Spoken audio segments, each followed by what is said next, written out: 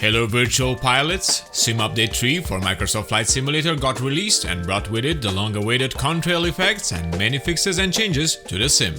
We were busy releasing our on-the-spot news episode when Microsoft decided to launch the update, almost giving us a heart attack. So we decided to get in and download the update, take a look at what has changed, and then report back to you with the patch notes. As additional new content, we got the Fsx Legacy Liveries, which are now available for the appropriate planes. We got Kenmore, Emerald Gold, Global Freightways, Orbit, Pacifica, and World Travel. Most of you will recognize them. As mentioned before, Contrails are now displayed and available for player aircrafts. They don't work at the moment in multiplayer and for AI flights. And I gotta say, they look pretty good. Please note that the current 0.2 version of the A330 from Project Megapack does not display the contrails even with the new and updated A320NX integration fix. Some other add-on aircrafts will experience this until they get updated. As for the fly-by-wire mod, the team as always worked fast and effective, and both stable and development versions are up and running with the new patch and contrails. We also got new customization options for our flights. We can now have a different empty center of gravity position, just like real-world aircrafts that may have slightly different empty balance. Wear has been introduced, so we can increase the wear of the fuselage to get a slightly higher parasitic drag and simulate older aircrafts. This will come very handy in our Air Hauler 2 company for our older aircrafts. And now we can adjust the maximum angle limits for elevator, rudder, and aileron control surfaces to simulate the slightly difference that may exist between different real airplanes. There is also a new event available in Peru for a landing with a complicated visual approach. Now before we dive in the Sim Update 3 patch notes, please be advised that before updating, some of your packages in your community folder may not have been updated and as a result may have an unexpected impact on the title's performance and behavior. It is advised to move your community package to another folder before relaunching the title if you suffer from stability issues or long loading times. Also, after updating, check your content for any updates available in your content manager. Even though the known issues are on the bottom of the patch notes, I will specify them now as they are very important. It could happen that the throttle mapping gets reversed for the Thrustmaster HOTAS Warthog, so make sure you check your axis before flying. The Beechcraft King Air does not change pitch with a VS wheel when autopilot is enabled and in rare occasions. Aircraft screens might not initialize correctly upon loading a flight. Please restart the flight to fix the issue. And after loading into Attitudes and Instrument Training flight, the plane continually loses altitude, causing it to crash. Now for performance and stability, they fixed various crashes, including a specific crash while using the manual cache. We got the latest air rack cycle integrated and available. For planes regarding the autopilot and FMS, they corrected multiple issues regarding the vertical speed wheel, one of them preventing the VS wheel from working in the Cessna citation longitude, and an issue preventing to control the pitch on some planes and not properly responding to commands with a VS knob on the Airbus A320neo. They disabled the autopilot, which was incorrectly set as available on the GMB VL3. Moving on, they prevented the autopilot from being polluted by incorrect data when exiting slew mode. VOR and ADF features got implemented. They fixed general aviation planes displaying FMS instead of GPS. For the G3000, they fixed the flight phase and nav source display not showing properly and the fixed roll hold mode behaving like wing leveler. Also removing auto-alignment of localizers with the runway when the heading given by the localizer and the heading of the runway are too different. They added TRK and FPA features to Airbus A320neo, and the Boeing 747 Intercontinental LNAV and VNAV does no longer engage automatically when activating the autopilot. Moving on with displays, the Boeing 787 Dreamliner got an enhanced hood projection, and for airliners, Speed Trends arrow is now more reactive and accurate. In Garmin instruments, they fixed some bearing indicating outside of the 0-316 range. A bug got fixed in the GNS 430 and the GNS 530, where the cursor did not automatically jump to activate in direct-to-page on validation of the entered ident when there is no duplicate. And for the GNS 530, they added airport ident and ILS runway name when tuning nav radio to a localizer. They fixed the flight director role not working when autopilot is not activated. Wind display got added in the G3X Touch in PFD or splitted mode, also the possibility to adjust brightness level, available in the G3000 as well.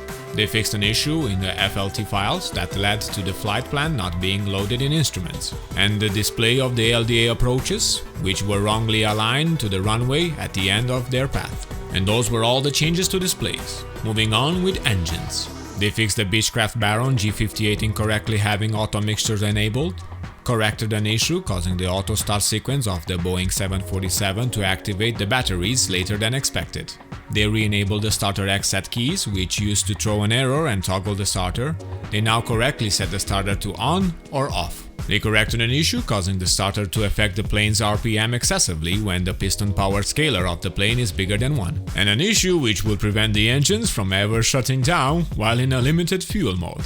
Some engine adjustments for the Beechcraft Baron G58, and for the Bonanza G36 they made an adjustment to the engine idle RPM. For cockpit interactions, they corrected a number of minor XML errors, improved the behavior of knobs that repeatedly send an action to prevent it from sending multiple events at once, corrected the fact that the avionics switch of the Pipistrel virus was off when starting in cruise, and they enabled the THRT knob on the ATC panel of the Airbus A320neo. We can now push the backup barrow knob for the Boeing 747 to set it in standard altitude mode. They made the Copilot HUD interactable on the Boeing 787 Dreamliner and enabled the clocks button, plus they fixed the Andy interaction model. The GMB VR3 propeller instrument got a fix. They also fixed mouse events not handled correctly on tactile screens. They fixed the default VT speed for the Cessna Citation CJ4. The COM receive all, SimVar always returning files on planes without the configured COM tree got fixed because it was leading to problems with some third-party content. And barrow knobs have been added to the Beechcraft King Air. With control surfaces, they corrected flaperon animation on the Boeing 787 Dreamliner, which was incorrect in the air. They corrected an issue preventing the auto brakes of the Airbus A320neo from enabling on the Fungal mission, and they fixed the Beechcraft Baron G58 inoperative rudder trim. With Lightning, they corrected some emissive elements staying active when they should be off on the Boeing 787, for the 747 and for the Airbus A320neo. For checklists, they added multiple checkpoints for many aircrafts and corrected issues as well as starting procedures. For those of you flying from external view, they fixed various problems with the HUD, like the AP-Ref speed altitude not always being displayed, and the fixed HSI not showing approach course if approach is armed, and they fixed the trim and flaps display. A crash was handled when using a plane with an incorrectly set up fuel system, and the fuel pressure gauges should now display correct pressure level indications. They fixed the crash when teleporting to approach, and the external HUD not updating at correct frame rate. For virtual reality, a no binding icon is displayed when no control is assigned to a VR action, and if there are no controls assigned to the camera recenter, then the player cannot switch to VR and they are asked to assign a command. Players can now access the controls menu directly from the VR mode page, and HOTAS is now specified in the VR bindings. VR is now functional when HDR is enabled and the panel reset feature is now working. A dark background is displayed when opening a menu in the cockpit. When the toolbar menu is opaque, it will now properly hide the menus that are positioned behind it. Labels are now properly displayed in the VFR map, and they applied various fixes on the toolbar and the panel's display. The mouse cursor is now properly positioned in VR on the Cub Crafter X instrument panel. Cockpit handles shouldn't teleport anymore when clicked and dragged. It is now possible to switch the throttle to cutoff position in the Daher TBM 930. The flap control in the Cessna 172 Skyhawk doesn't return to fully retracted position when interacting it with the mouse. Next up is the ATC. In case there is an ASOS ATIS and center departure approach agent on the same frequency in the same area, the ATIS ASOS will not air its message if the player has been handed off to the center departure approach agent to prevent the ATC flow from being stuck. They added the leading 0 for runway numbers in ATC communications when necessary, and they fixed the ATC agent pronouncing letters by letter airports names during communications with the player. I remember reading this in a previous patch notes episode, but never mind. And they fixed the ATC agent attributing cruise altitude instead of proper approach altitude when the first waypoint of the approach does not hold altitude information. For weather, they added a wind panel UI update for wind and gust settings.